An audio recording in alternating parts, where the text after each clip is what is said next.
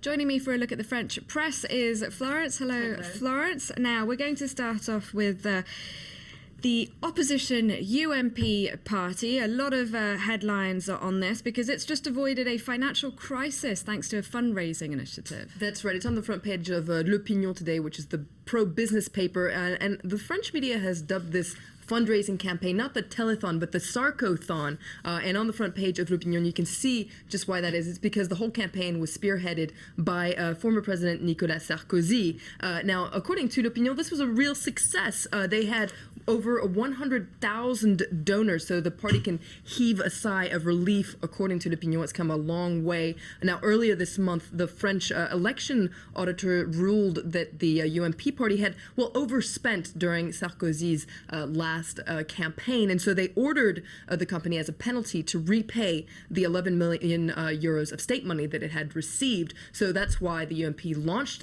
this campaign. Now, on top of that, on top of these financial difficulties, the party has also faced very serious internal divisions, a leadership struggle between the party leader Jean-François Copé and the former Prime Minister François Fillon. So L'Opinion says, well, it seems now that the UMP is out of the woods and, gearing up for some sort of a comeback. Now, Sarkozy's funding drive might not have been entirely selfless, because a lot of papers are saying that this now paves the way for his political comeback. Absolutely. A lot of papers are saying that. And in fact, Le Figaro says that this drive is proof of his star power and his draw to voters. But he did draw some criticism as well, because he personally donated 7,500 euros. Now, that's the maximum. That's the maximum legally. But a lot of people say that since he was the guarantor for the party, he actually should have donated a little bit more. Now, any comeback that Sarkozy might make will also really depend on the outcome of several legal investigations and cases that are focusing on him and a lot of people around him. Aujourd'hui en France looks at Claude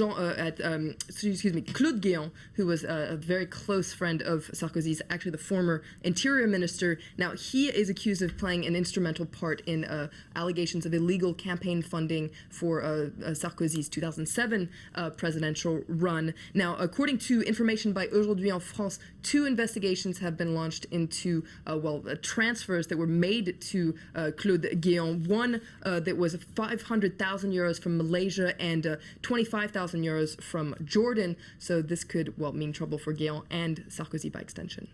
Okay, now left-leaning Libération is also focusing on the right-leaning, the right-wing UMP party, but this time it's they're focusing more on the party line. That's right, especially the relationship with the far-right National Front party, and Libération says that there's some sort of a fatal attraction between the two, and in fact there are real divisions within the UMP party over this party line, and this will be very key in the upcoming municipal elections. Now, within the UMP, you have one side that says no way, we should never have any sort of alliance with the Front National, the National Front. They'd rather actually have an alliance with the socialists. But then you have other people who are a little bit more ambiguous, and Libération says that actually Jean-François Copé, the party leader, is among these people who say, well, actually, no, they're advocating more of an unabashed right and say, well, maybe there could be times when some sort of an alliance with the National Front would be okay. Now, Libération says that the UMP is playing with the National Front's fire, and actually the fire is the symbol of the National Front. And Libération says that the only winner in all this is going to be the National Front party.